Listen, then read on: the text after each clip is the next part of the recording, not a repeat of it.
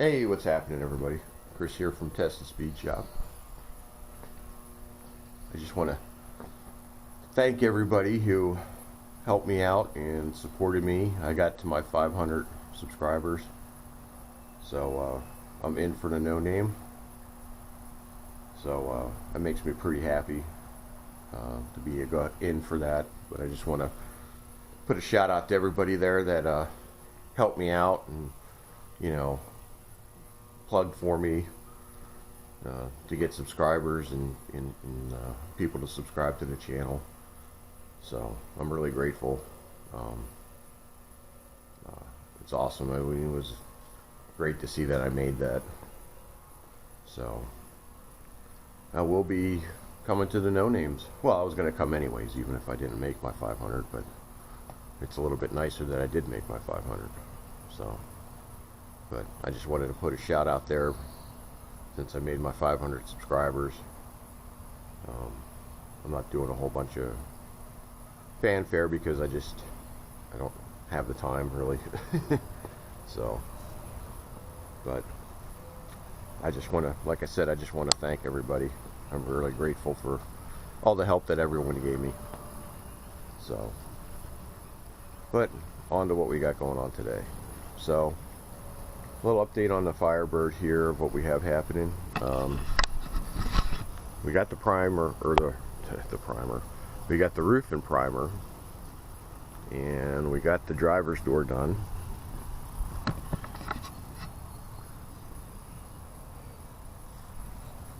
So the driver's door's all done.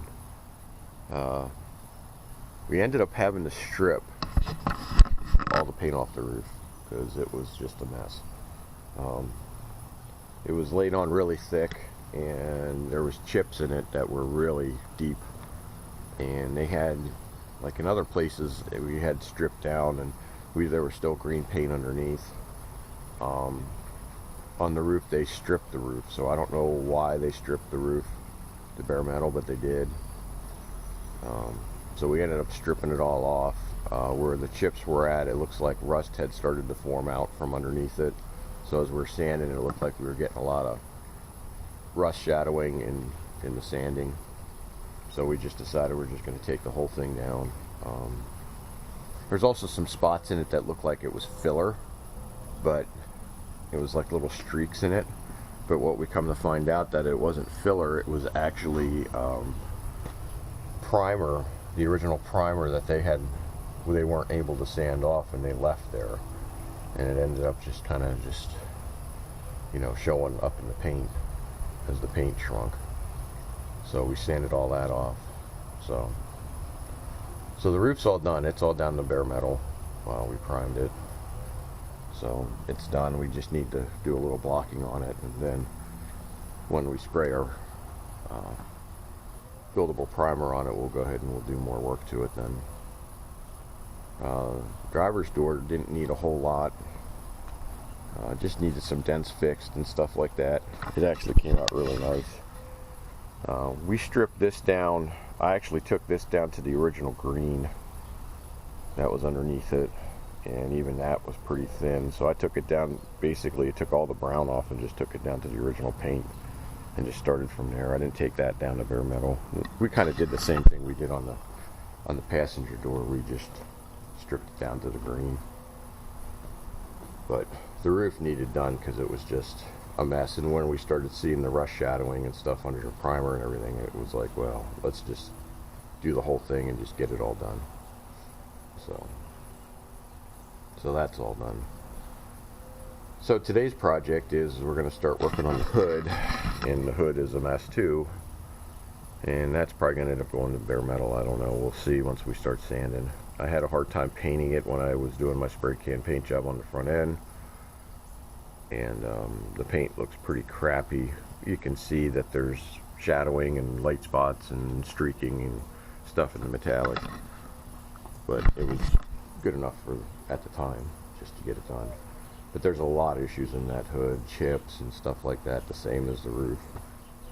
So we'll start stripping on that and we'll see what we end up with. So ended up buying a new sander. I got a dryer for the compressor because our compressor kept puking water, so I went to Harbor Freight and got a $20 dryer to put on it, so hopefully that'll keep that from happening. I picked up a nice orbital 6-inch palm sander for 32 bucks at Harbor Freight. It looks like it's going to be a lot easier to use. The orbital sander I have now is a Craftsman that's about 35 years old, and it weighs a freaking ton.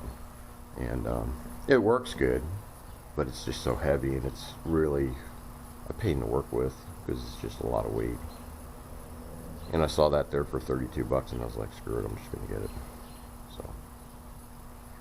So that's where we're at here with the Firebird. So I'm really hoping we get the hood done, and we got to pull the bumper, and then it's just a question of doing the fenders and the roughing up the front valance, and then going and getting the build prime and just spraying it and blocking it. So we're on the downward spiral here. The most work that probably, there's a little bit of work we need to do on the roof and the seam line over here. It's a little low where they leaded it in, and I did do a little bit of filler work on the lead seam here. Right in here there's a low spot, and I don't know, we'll see what it looks like after I block it. We'll see how bad it is. I'm not too concerned because these lead seams never looked good from the factory to begin with, because it's just how it was.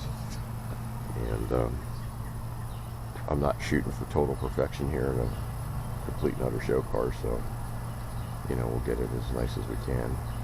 There was one little dent here in the roof up in this area here, and we got that straightened out. And might be a little bit of issues going on here somewhere, but we'll see. And then we need to do just a little bit of filler work over the lead seams on the front here, a little pitted.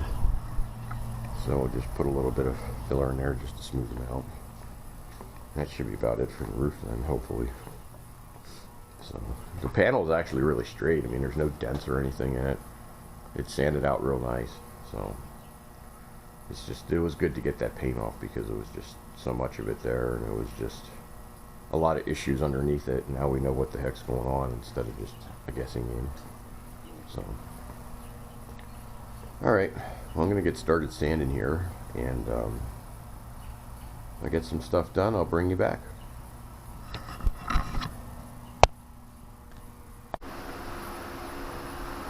Smile. I said so. Wow. So, I'm back. What did we get done? What did we get done, Tom? Absolutely nothing. We didn't do anything. We just sat here and bullshitted in the garage all day. Well, we pushed the car out and we didn't do anything. So. No, we got the hood stripped. We had to strip the hood. So, we got it down to bare metal. It looked like something may have been laying on it in this area here, and it rusted it. So we ended up just taking the whole thing down. There's all kinds of rust spots and stuff on it. So we took it down, and we put some sort of neutralizer stuff on it. Gonna grab, we're gonna, some stuff that Dave the Brush gave us to neutralize rust and stuff. Back in the 70s. Yeah. So the hood's all stripped. Kind of sucks we had to take it all the way down, but there wasn't much choice. As soon as we started sanding, we started seeing all these rust spots coming up. So, and none of it was coming through the paint. So we got a couple dents to fix. There's one here. Here, there's one over here, and a couple. I'm going to stop and get some primer sealer stuff, and we're going to wipe it down and spray it down and see what for body work we got to do to it. So we got that all done, and then we worked on the cowl panel. We started getting that stripped down. So we got a little bit more work to do on that yet. I know there's some dents in that from us trying to get the wiper blades off, because we don't have a tool and they never wanted to seem to come off for some strange reason. So that was our day. Our new sander works really good, didn't it? Yeah.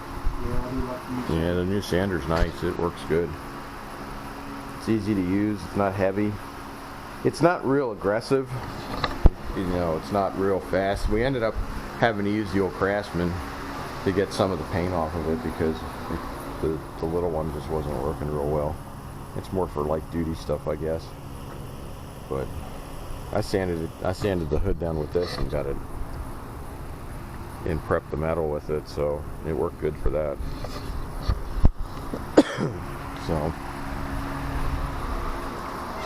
So we're moving along.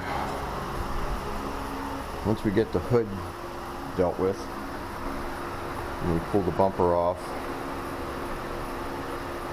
and we start scuffing the fenders up. I'm going to go to the Should be ready to roll. paint supply place tomorrow, and I'm going to pick up the paint, and well, I'm going to get a price on the paint. I was going to do single stage, but I'm thinking that single stage might not be a good idea because there's no room for errors on things. Plus, Dave's used to spraying base coat, clear coat, so I think we're just going to do base coat, clear coat because it's just going to be easier to deal with, and it's going to be, if there's any mistakes in it, it's going to be easier to fix them. The single stage, you're kind of a it's a once and done type thing, and we can't buff it. Oh, God.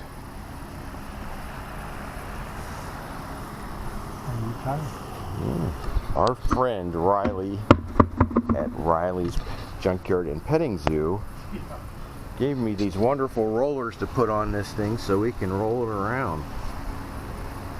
I don't even know if this thing's going to even stay together. It may blow out once again. Oh my God, it's a Firestone Supreme. Yeah. Holy cripes. That's old, buddy. That's old school car. Yeah, it is. 215/70/14. God. I don't even think there's a dot number. Christ, I don't think they made those things since the freaking 80s. Got a little bit of classic tire going on here. But, History car. so, that's what we got done. So, we're moving along. Hopefully, I'm really hoping to get it in the primer maybe sometime this weekend. Or this weekend coming up. Huh? Oh no, we should be able to have it in the primer hopefully this weekend. So, Really close to yeah. paint on this. So the plan is to finish up all the rest of this stuff, get it in the primer, block everything out, and then the weekend after that to have Dave come over and we're going to shoot it. At least that's what the plan is. So hopefully we won't run into any issues where we have a problem here somewhere. So that's where we're at. We're going to put these Will Pop tires on this thing. God. It's holding air, so I guess that's a plus. They're 13/16. Yeah, it's them stupid big nuts. We need the freaking lock. What? You didn't put the locks on it, did you? Yeah, well I did on the front because we kind of had to. And I didn't take those wheels off. Where's that freaking wheel lock at? Stupid. I hate that goddamn thing. That wheel lock's going in the freaking garage. I got all new lug nuts at work because they put the wrong freaking lug nuts on the stupid car. Put these big stupid things on that you can't get off. Where the hell did that go? You can't find the lug nut lock.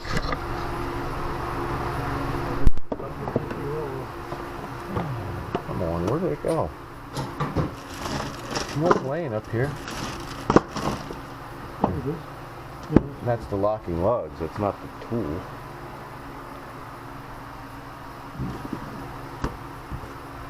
Throw it in that bag and look. Take a look and see.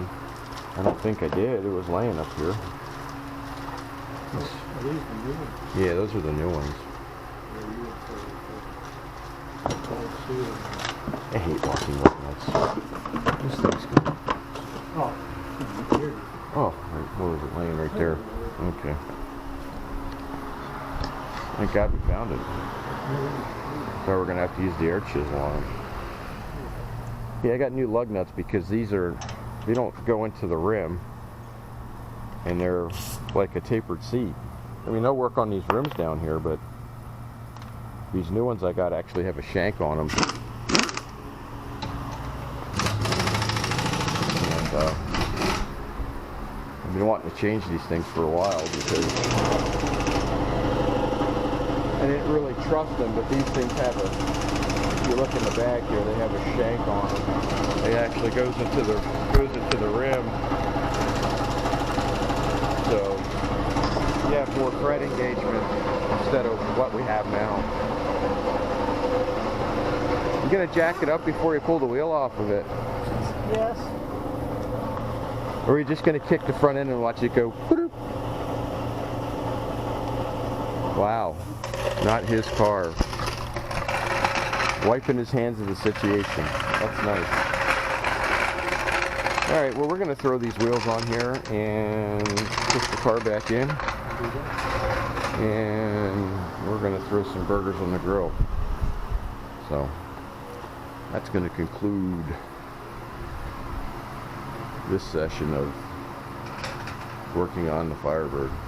So, alright, see you next time.